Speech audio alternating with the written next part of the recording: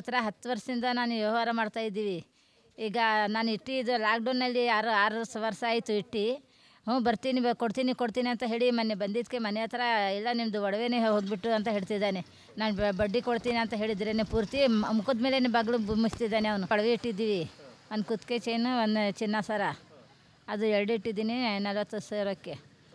ಅದು ಬಂದು ಕೇಳಿದ್ದಕ್ಕೆ ಕೊಡ್ತೀವಿ ಅಂತ ಹೇಳಿದ್ದು. ಈಗ 1 ತಿಂಗಳಿಂದ ಓಡಾಡಿಸ್ತಿದ್ದಾರೆ. ದಿವಸ ಬಂದು ಅಂಗಡಿ ಹತ್ರ ಇದು ಕುತ್ಕೊಂಡು ನೋಡ್ಕೊಂಡು ಹೋಗ್ತಾ ಇದ್ದೀವಿ. ಮನೆಗೆ ಹೋಗಿ ಕೇಳಿದರೆ ಅವ್ರ ಹೆಂಡತಿ ನಮ್ಮ ಗಂಡ ಇಲ್ಲ ಅಂತ ಇದ್ದಾಳೆ. 1 ತಿಂಗಳಿಂದ ಇಲ್ಲ ಅವ್ರ ಹೆಂಡತಿ ಕೇಳಿದರೆ ನಮ್ಮ ಗಂಡ ಇಲ್ಲ ಊರಿಗೆ ಹೋಗಿದ್ದಾರೆ ಅಂತ ಹೇಳ್ತಿದ್ದಾಳೆ. ಮನೆ ಇಲ್ಲೇ ಪಕ್ಕನೇ ಐತೆ, ಅಂಗಡಿ ಪಕ್ಕನೇ. ಮನೆ ಪಕ್ಕ ಇಲ್ಲ, ಮನೆಯಲ್ಲಿ ಹೆಂಡತಿ ಇರುತ್ತೆ. ಅದು ಹೆಂಡತಿ ನಮ್ಮ ಗಂಡ ಇಲ್ಲ ಊರಿಗೆ ಹೋಗಿದ್ದಾರೆ ಅಂತಾಳೆ. ಬರೀ ಏನಿಲ್ಲ ಸರ್, ಈಗ ನಾನು ದುಡ್ಡು ಕೊಡ್ತೀವಿ, ಅವರು ಒಡವೆ ಕೊಡಬೇಕಾ, ಇಲ್ಲಾದರೆ ನಾನು ಅಂಗಡಿ ಥರನೇ ಏನಾರು ಒಂದು ಮಾಡ್ಕೊತೀವಿ. ಇಲ್ಲ ಮನೆಗೇನು ಹೋಗಿ ಅವ್ರ ಹೆಂಡತಿಗೆ ಹೇಳಿದರೆ ಅವ್ರ ಹೆಂಡತಿ ಇಲ್ಲ ನಮ್ಮ ಗಂಡ ಅಂತ ಹೇಳಿ ಸಿಕ್ತು. ಹೇಗೆ ಕೇಳಿದ್ಕೆ ಇಲ್ಲ ಹರಾಜಾಯಿತು ಅಂತ ಮುಖದ ಮೇಲೇ ಬಾಗಿಲು ಮುಚ್ತಿದ್ದಾಳೆ ಅವನ ಗಂಡ. ಈ ನೋಟಿಸ್ ಬಂದಿಲ್ಲ, ಅವ್ನು ಫೋನ್ನೇ ಮಾಡಿ ಹೇಳಿಲ್ಲ, ಏನಿಲ್ಲ. ಬಡ್ಡಿನೇ ಕಟ್ಟಿದ್ದೀವಿ. ಬಡ್ಡಿನೇ ಕೊಟ್ಟಿದ್ದೀವಿ. ಇವಾಗ ತೊಗೊಂಡು ಬಂದು ದುಡ್ಡು ಮಿಕ್ಕಿದ್ದು ಕೊಟ್ಟಕ್ಕೆ ಬಂದಿದ್ದರೆ ಕೊಡ್ತಾ ಇಲ್ಲ. ನಮ್ಮ ಹೆಸರು ರಹಮತುನ್ನೆಸ. ಇಲ್ಲ ನಿಮ್ಮ ಒಡವೆನೇ ಇದು ಆಯಿತು ಅಂತ ಹೇಳ್ತಿದ್ದಾರೆ, ಹರಾಜಾಯಿತು ಅಂತ ಹೇಳ್ತಿದ್ದಾರೆ. ಒಂದು 9 ತಿಂಗಳು ಮುಂಚೆ ಹೇಳಿದ್ದಾರೆ ಕೊಡ್ತೀನಿ ಅಂತ. ನಾನೀಗ ಬಂದಿದ್ದಕ್ಕೆ ಇಲ್ಲ ಅಂತ ಹೇಳ್ತಿದ್ದಾರೆ. ಸರ್ ನಾನು ಫೋನ್ ಮಾಡಿದರೆ ಅವ್ರು ನಮ್ಮ ಫೋನ್ ರಿಸೀವ್ ಮಾಡಲ್ಲ. ನಾವು ಏನು ಮಾಡೋದು ಗೊತ್ತಿಲ್ಲ. ನಾನು ಇಲ್ಲೇ ಅವ್ರ ಮನೆ ಹತ್ರನೇ ಇಲ್ಲೇನೆ ಅಂಗಡಿ ಹತ್ರನೇ ಏನಾರು ಮಾಡ್ಕೊತೀನಿ ಕೊಟ್ಟಿಲ್ಲ ಅಂದರೆ. ಇಕ್ರಮ್ ನಮ್ಮ ಹೆಸರು. ಇದು ಒಡವೆ ಇಟ್ಟಿದ್ದೆ ಮೇನ್ ರೋಡ್ ರಾಯಗೂಡ ಶಾಂತಿನಗರಲ್ಲಿ. ಒಡವೆ ಇಟ್ಟಿದ್ದೀಗೆ ಒಡವೆ ಇವನೇ ನಂಬಿಕೆ ಮೇಲೆ ಇರೋದು ಮನುಷ್ಯ. ಇವನು ನಾವು ಮಾರ್ವಾಡಿ ಹತ್ರ ಬ್ಯಾಂಕ್ ಹತ್ರ ಹೋಗಿ ಇಡಲ್ಲ, ಇವನ ಹತ್ರ ತೊಗೊಂಬಂದು ಇಟ್ಟಿದ್ದೀವಿ ಒಡವೆ. ಇವು ಕೇಳೋಕೆ ಹೋದರೆ ಒಡವೆ ಇಲ್ಲ ಕಳೆದೋಯ್ತು ಅದ್ದೋಯ್ತು ಅಂತದಾನೆ. ಇವನು ದುಡ್ಡು ಬಡ್ಡಿ ಎಲ್ಲ ಕೊಡ್ತೀನಿ ಅಂದ್ರೆ ಒಡವೆ ಕೊಡ್ತಾಯಿಲ್ಲ. ಇವನು ಏನು ಮಾಡ್ಕೊಡ್ತೀರಾ ಮಾಡ್ಕೊಡಿ ಅಂತದಾನೆ. ತಿಂಗಳು ಬಡ್ಡಿ ಕಟ್ಕೊಂಡು ಬಂದಿದ್ದೀವಿ. ಇವನು ಭಾಳ ಜನಕ್ಕೆ ಮೋಸ ಮಾಡ್ತಾಯಿದ್ದಾನೆ ಅಂತ. ಇವನು ಬಂದರೆ ಮನೆ ಹತ್ರ ಬಂದರೆ ಇಲ್ಲ ಅವರು ಇದಕ್ಕೆ ಸೊರಬಾಗಿ ಹೋಗಿದ್ದಾರೆ, ಅಲ್ಲಿ ಹೋಗಿದ್ದಾರೆ, ಇಲ್ಲಿ ಹೋಗಿದ್ದಾರೆ ಅಂತಾರೆ. ಏನೋ ಡೈಲಿ ಬರೋದು 1.5 ತಿಂಗಳಿಂದ ಬರೋದು ನೋಡೋದು ಹೋಗ್ತಾ ಇರೋದು, ಅದೇ ಮಾಡ್ತಾ ಇರೋದು ನಮ್ಮ ಕೆಲಸ. ಟೋಟಲ್ ಒಂದು 90 ಗ್ರಾಮ್ ಇದೆ. 90 ಗ್ರಾಮು 90 ಗ್ರಾಮ್ ಸರ್. 46,000ಗೆ ಇಟ್ಟಿರೋದು ಸರ್. ತಿಂಗಳು ಬಡ್ಡಿ ಎಲ್ಲ ಕಟ್ಟಿದ್ದೀವಿ ಸರ್. ಒಡವೆ ಇಲ್ಲ ನಮ್ಮ ಹತ್ರ, ಹಂಗೆ ಅಂತಂದರೆ. ಹೆಂಡತಿಗೆ ಹತ್ರ ಬಂದು ಕೇಳಿದ್ರೆ ನಮ್ಮ ಯಜಮಾನ್ರು ಇಲ್ಲ, ನಮ್ಮ ಯಜಮಾನ್ರು ಬೇರೆ ಊರಿಗೆ ಹೋಗಿದ್ದಾರೆ, ಬಂದಾದ್ಮೇಲೆ ಇಸ್ಕೊಡ್ತೀನಿ ಅನ್ನೋದು ಹೆಂಡತಿ. ಇವ್ರು ಯಪ್ಪ ಬರ್ತಾನೆ ಇಲ್ಲ. ಬಾಗಿಲಾಗಿ ಸುಮಾರು ಇಲ್ಲಂದ್ರೆ ಒಂದು 8 ತಿಂಗಳ ಮೇಲೆ ಆಯಿತು. ಇಲ್ಲ ಓಪನ್ ಮಾಡ್ತಾಯಿಲ್ಲ. ಮನೆಗೂ ಬರ್ತಾಯಿಲ್ಲ ಮನುಷ್ಯ. ರಾತ್ರಿ ಬರ್ತಾನೆ, ರಾತ್ರಿ ಹೋಗಿ ಬರ್ತಾನೆ, ಬೆಳಗ್ಗೆ ಎದ್ದು ಹೋಗ್ತಾನೆ, ಗೊತ್ತಿಲ್ಲ. ನಾವು ಡೈಲಿ ಬರೋದು ಹೋಗೋದು 1.5 ತಿಂಗಳಿಂದ ಅದೇ ಕೆಲಸ ಆಗಿದೆ ನಮಗೆ ಸರ್. ನಮ್ಮ ಅಕ್ಕ ಏನಂತಾರೆ, ಒಡವೆ ಸಿಕ್ಕಿಲ್ಲ ಅಂದರೆ ಏನಾರು ಮಾಡ್ಕೊಂಡು ಸಾಯ್ತೀನಿ ಅಂತದಾರೆ. ಅಂಗಡಿಯವರೆಗೆ ಬಂದು ಡೈಲಿ ಫೋನ್ ರಿಸೀವ್ ಮಾಡಲ್ಲ ಸರ್. ಫೋನ್ ಮಾಡಿದ್ರೆ ರಿಸೀವ್ ಮಾಡಲ್ಲ, ಬೇರೆ ಕಾಲ್ ಬಂದರೆ ರಿಸೀವ್ ಮಾಡಲ್ಲ. ಹೆಂಡತಿ ಹತ್ರ ಫೋನ್ ಮಾಡ್ಸೋಣ ಅಂದರೆ ಅವರು ಕರೆನ್ಸಿನೇ ಇಲ್ಲ ಅಂತಾಳೆ ಹೆಂಡತಿ.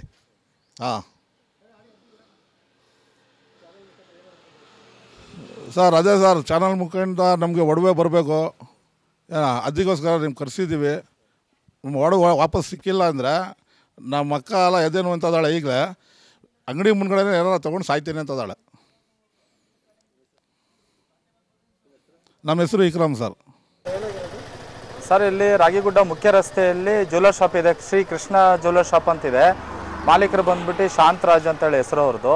ಇಲ್ಲಿ ಏನು ಮಾಡ್ತಾರೆ, ಎಲ್ಲ ರಾಗಿಗುಡದಲ್ಲಿ ಎಲ್ಲ ಏನಾಗುತ್ತೆ, ಲೇಬರ್ ಕ್ಲಾಸ್ ಏರಿಯಾ, ಕಷ್ಟಕ್ಕೆ ಸುಖಕ್ಕೆಲ್ಲ ಒಡವೆ ಇಟ್ಕೊಂಡಿರ್ತಾರೆ. ತಂದು ಅಡ ಇಡ್ತಾರೆ ತಂದು ಇವನ ಹತ್ರ. ಈ ಅಪ್ಪ ಏನು ಮಾಡ್ತಾನೆ, ಬಿಡಿಸ್ಕೊಳ್ಳೋಕ್ಕೆ ಯಾರು ಬಿಡಿಸ್ಕೊಳ್ಳಲ್ವಾ ಅಂತೇಳಿ ಗೊತ್ತಾಗಿ ಈ ಅಪ್ಪ ತೊಗೊಂಡೋಗಿ ಮಣಪುರ ಫೈನಾನ್ಸಲ್ಲಿ ಇಡ್ತಾನೆ. ಅದನ್ನು ಯಾವುದೇ ಥರದ್ದು ಚೀಟಿ ಪುರಾವೆ ಇವರಿಗೂ ತಂದು ಕೊಡಲ್ಲ.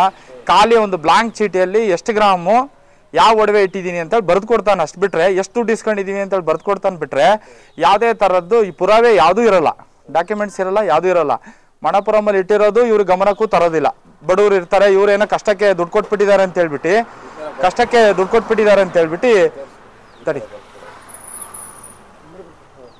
ಕಷ್ಟಕ್ಕೆ ದುಡ್ಡು ಕೊಡ್ತಾರೆ ಅಂತ ಹೇಳ್ಬಿಟ್ಟು ಏನು ಮಾಡ್ಬಿಡ್ತಾರೆ, ಆವಾಗ ಅನಿವಾರ್ಯ ಇರುತ್ತೆ, ಅವರು ಅರ್ಜೆಂಟಿಗೆ ತಡಿ ಅಂತ ಹೇಳ್ಬಿಟ್ಟು ಏನು ಮಾಡ್ತಾರೆ, ಒಡವೆ ಅನುಕೂಲ ಆಗತ್ತೆ ಅಂತೇಳಿ ತಂದು ಅಡಕ್ಕೆ ಇಟ್ಟಾಗ ಏನಾಗುತ್ತೆ, ಇವ್ರು ಏನು ಮಾಡ್ಬಿಡ್ತಾರೆ, ಯಾವುದೇ ದಾಖಲೆನೂ ಕೊಡಲ್ಲ, ಯಾವುದೂ ಪುರಾವೆನೂ ಕೊಡಲ್ಲ.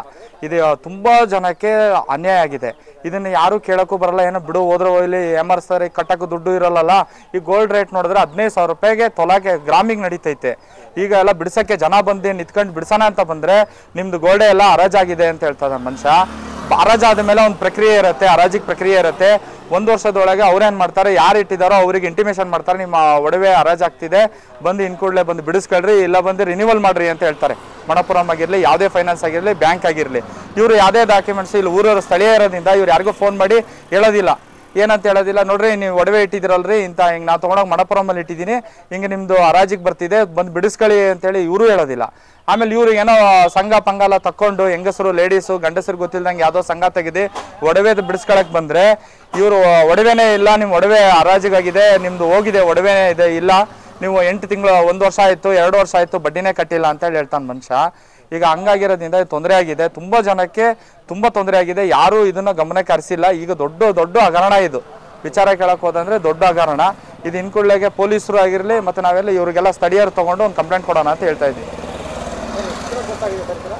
ತುಂಬ ಜನಕ್ಕಾಗಿದೆ ಸರ್. ಒಂದು ಕನಿಷ್ಠ ಪಕ್ಷ ಅಂದರೆ ಆಲ್ಮೋಸ್ಟ್ ನಮಗೆ ಗೊತ್ತಿರೋಂಗೆ ಒಂದು 300-400 ಪ್ರಕರಣ ಆಗಿದ್ದಾವೆ ಈ ಥರ. ಯಾರು ಮುಂದೆ ಬರೋಕ್ಕೆ ಹೆದರ್ತಾರೆ, ಯಾಕಂದರೆ 2 ಗ್ರಾಮು 3 ಗ್ರಾಮ್ ಅಲ್ವಾ, ಸುಮ್ಮನೆ ಆಗ್ಬಿಡ್ತಾರೆ. ಹೋದ್ರೋಗ್ಲಿ ಏನು ಮಾಡೋಕ್ಕಾಗತ್ತೆ, ಹೋಯ್ತು ಅಂತೇಳಿ ಸುಮ್ಮನೆ ಆಗ್ಬಿಡ್ತಾರೆ. ಈಗ ಬಂದಿದ್ದಾರೆ ಒಂದು 6-7 ಜನ ಬಂದಿದ್ದಾರೆ.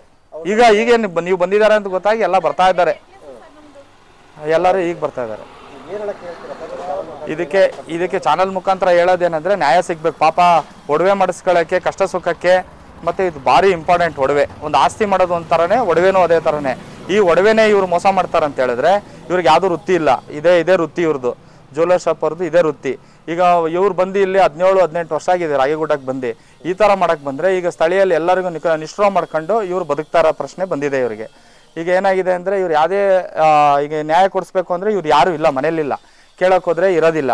ಈಗ ಯಾರಿಗೋ ಕೇಳಬೇಕು ಅಂದರೆ ಈಗ ಪೊಲೀಸ್ ಸ್ಟೇಷನ್ಗೆ ಕಂಪ್ಲೇಂಟ್ ಕೊಟ್ಟು ಇವ್ರಿಗೆ ಕರೆಸಿ ನ್ಯಾಯ ಕೊಡಿಸ್ಬೇಕು ಅಂತ ಹೇಳ್ಬೇಕು. ಅಂಗಡಿ ಮಾಲೀಕ ನಿಮ್ದಿಲ್ಲ, ನಿಮ್ದು ಹರಾಜಾಗಿದೆ, ನೀವು ಬಡ್ಡಿನೇ ಕಟ್ಟಿಲ್ಲ ಅಂತ ಹೇಳ್ತಾನೆ ಮನುಷ್ಯ.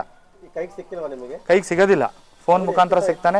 ಬೆಳಗ್ಗೆ ಒಂದು 6 ಗಂಟೆಗೆ ಬಂದರೆ ಸಿಗ್ತಾರೆ, 6 ಗಂಟೆಗೆ ಹೋಗ್ಬಿಡ್ತಾರೆ, 6:15 ಹೋಗ್ಬಿಡ್ತಾರೆ. ಮತ್ತು ಬರೋದು ಮಿಡ್ನೈಟಿಗೆ ಬರೋದು, ಮಧ್ಯರಾತ್ರಿಗೆ ಬರ್ತಾನೆ, ಒಂದು 11:30-12 ಗಂಟೆಗೆ ಬರ್ತಾನೆ. ಸರ್ ಬೆಳಗ್ಗೆ ಅಲ್ಲ ಸರ್, ಈಗ ಸತತವಾಗಿ ಅವರು 1.5 ತಿಂಗಳಿಂದ ಅಂಗಡಿ ಮುಂದೆನೇ ಕುತ್ಕೊಂತಾರೆ, ಅಂಗಡಿ ಮುಂದೆನೇ ಓಡಾಡ್ತಾರೆ. ನಾವು ಯಾಕೆ ಅಂತೇಳಿ ಕೇಳಿದ ಮೇಲೆ ಈ ಥರ ಸಮಸ್ಯೆ ಆಗಿದೆ ಅಂತೇಳಿ ಗೊತ್ತಾಗಿದೆ. ನಮ್ಮಮ್ಮ ಅವ್ರದ್ದು ನೆಕ್ಲೆಸ್ ಇಟ್ಟಿದ್ವಿ ಸರ್. ನಮ್ಮಮ್ಮ ಅವ್ರು ತೀರೋದ್ರು. ನಾವು ಬಂದು 9,000 ಬಡ್ಡಿ ಕಟ್ಟಿದ್ವಿ. ಬಡ್ಡಿ ಕಟ್ಟಿದ ಮೇಲೆ ಆಮೇಲೆ 15 ದಿನ ಬಿಟ್ಟು ಇಲ್ಲ ನಿಮ್ಮ ಮಾಲ್ ಹರಾಜಾಗ್ಬಿಡ್ತು ಅಂತ ಹೇಳಿದರು. ನಾವು ಬಡ್ಡಿ ಕಟ್ಟಿದ್ವಲ್ಲ ಅಂದಿದ್ದಕ್ಕೆ ಇಲ್ಲ ನಾನು ನಿಮಗೆ ಫೋನ್ ಮಾಡಿದ್ದೆ, ನೀವು ಫೋನ್ ರಿಸೀವ್ ಮಾಡಿಲ್ಲ ಅಂತ ಹೇಳಿ ಈ ಥರ ಮೋಸ ಮಾಡಿಬಿಟ್ರು ಸರ್. ನಮಗೆ 9,000 ಬಡ್ಡಿ ಕಟ್ಟಿದ್ರು. ಅವರು ಅದೇ ಹರಾಜಾಗ್ಬಿಡ್ತು ನಿಮ್ಮ ಮಾಲು ಅಂತ ಹೇಳ್ತಿದ್ದಾರೆ. ನಾವು ಬಿಡ್ಸ್ಕೊಳ್ಳೋಣ ಅಂತಾನೆ ಬಂದಿದ್ದು. ಅವ್ರು ಆ ಥರ ಹೇಳಿದ್ಮೇಲೆ ಏನು ಮಾಡೋಣ ಸರ್, ನಾವು ರಾಜಾತು ಅಂತ ಏನು ಮಾಡೋಕ್ಕಾಗಿಲ್ಲ ನಮ್ಮಿಂದ. ಅದಕ್ಕೆ ನಮಗೆ ನ್ಯಾಯ ದೊರಕೊಡಿ ಸರ್. ಏನು ಈ ಥರ ಎಲ್ಲ ಮೋಸ ಮಾಡ್ತಾರೆ, ನಾವೇನೋ कष्टकंत तगोबंदिट्रे ई तरह ಎಲ್ಲ ಮಾಡಿ ನಮಗೆ ಮೋಸ ಮಾಡಿಬಿಟ್ಟು सर। केस रखे थे उन्होंने 25,000 को मंगले को, तो उसके बाद लका को भी दिए ने, हमें भी हमको चुप रह गए, तब देती हैं अब देती हैं को बोल को।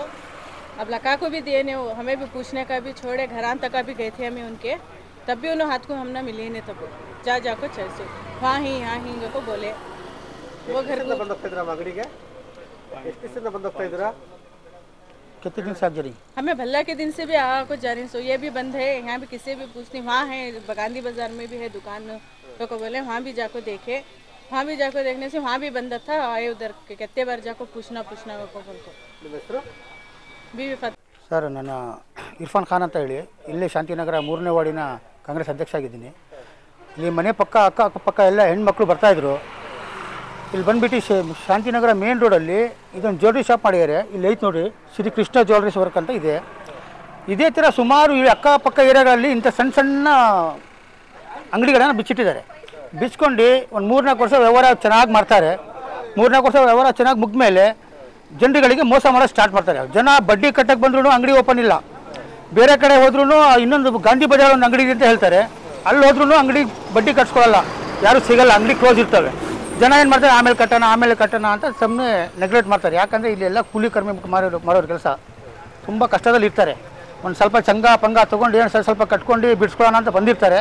ಈಗ ಬಂದಾಗ ಈಗ ಕೇಳಕ್ಕೆ ಹೋದರೆ ಎಲ್ಲ ಹರಾಜಾಗ್ಬಿಟ್ಟಿದೆ, ಇಲ್ಲ ಕಳೆದೋಗಿದೆ, ಇಲ್ಲ ಅಂತ ಅವ್ರ ಕೈಗೆ ಸಿಗಲ್ಲ. ಇಂಥ ಮೋಸ ಎಲ್ಲ ಮಾಡ್ತಾಯಿದ್ದಾವೆ.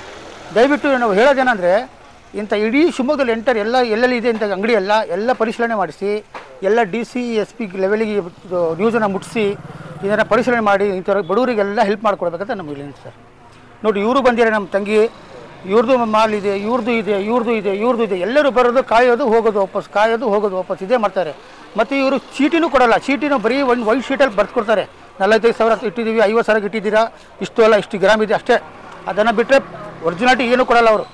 ಇದನ್ನು ನೋಡಿ ಏನಾದರೂ ದೊಡ್ಡ ಮಟ್ಟಕ್ಕೆ ಕರ್ಕೊಂಡೋಗಿ ತೊಗೊಂಡೋಗಿ ನ್ಯೂಸನ್ನು ಏನೇನೂ ಇಲ್ಲ ಸರ್. GST ನಂಬರ್ ಇಲ್ಲ, ಲೈಸೆನ್ಸ್ ಇಲ್ಲ, ಏನಿಲ್ಲ. ಇಲ್ಲಿ ಕೂಲಿ ಕಾರ್ಮಿಕರು ಇರೋದು ಸರ್. ಅವ್ರು ಏನು ಮಾಡ್ತಾರೆ, ಅರ್ಜೆಂಟಿಗೆ ಒಂದು 5,000 10,000 ಬೇಕು, 20,000 ಬೇಕು ಅಂದರೆ ಅಲ್ಲಿ ಸಿಟಿಗೆ ಹೋಗ್ತೀವ ಅಂತ ಇಲ್ಲೇ ಇಟ್ಟು ಹೋಗಿಬಿಡ್ತಾರೆ, ಬಿಡಿಸ್ಕೊಂಡ್ರೆ ಆಯಿತು ಅಂತ. ಈಗ ಹಿಂಗೆ ಬಡ್ಡಿ ಮೇಲೆ ₹3 ಬಡ್ಡಿ ಅಂತೆ. ಬಡ್ಡಿ ಮೇಲೆ ಬಡ್ಡಿಯಾಗಿ 40-50,000 ಬಂದಿರುತ್ತೆ. ಕಷ್ಟ ಇರುತ್ತೆ. ಅದನ್ನು ದಯವಿಟ್ಟು ಏನೋ ಪರಿಶೀಲನೆ ಮಾಡಿ ನ್ಯಾಯ ಕೊಡಿಸ್ಬೇಕಂತ ವಿನಂತಿ ಸರ್. ಇಲ್ಲೇ ಇದ್ದಾರೆ ಸರ್ ಮೋಸ. ಅವ್ರಿಗೂ ನ್ಯಾಯ ಕೊಡಿಸಿ ಸರ್ ಅಷ್ಟೇ. ಮತ್ತೇನು ಹೇಳಿ, ಅವ್ರಿಗೂ ಏನು ಮಾಲ್ ಇದೆ, ಅದಕ್ಕೇನು ನ್ಯಾಯ ರೀತಿಯಲ್ಲಿ ದುಡ್ಡು ಇಸ್ಕೊಂಡು ಅಮೌಂಟ್. ಸರ್, ನಾನು ಶಾಂತಿನಗರ ನಿವಾಸಿ. ನನ್ನ ಹೆಸರು ಸದ್ದಾಮ್ ಅಂತೇಳಿ. ನಾನು ಒಂದು ವರ್ಷದಿಂದ ಇಲ್ಲಿ ಒಡವೆ ವ್ಯವಹಾರ ಎಲ್ಲ ಮಾಡ್ತಾಯಿದ್ದೀನಿ ಇವ್ರ ಹತ್ರ. ಇವ್ರು ಏನು ಮಾಡ್ತಾರೆ ಅಂದರೆ, ಈ ಥರ ಒಂದು ಚೀಟಿ ಕೊಡ್ತಾರೆ.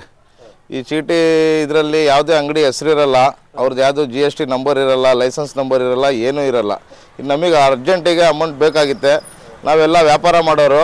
ಇಲ್ಲಿ ಯಾವುದು ಬ್ಯಾಂಕ್ ವ್ಯವಸ್ಥೆ ಇದು ಸಾಲ ಗಿಲ್ಲ ಕೊಡಲ್ಲ ಅಂತೇಳ್ಬಿಟ್ಟು ನಾವೇನು ಮಾಡ್ತೀವಿ, ಮನೇಲಿರೋದು ಬಂಗಾರನ ಸ್ವಲ್ಪ ಇಟ್ಬಿಟ್ಟು ಹೆಲ್ಪ್ ತೊಗೊಳೋಣ ಅಂತ ಇಲ್ಲಿ ಬಂದಿರ್ತೀವಿ.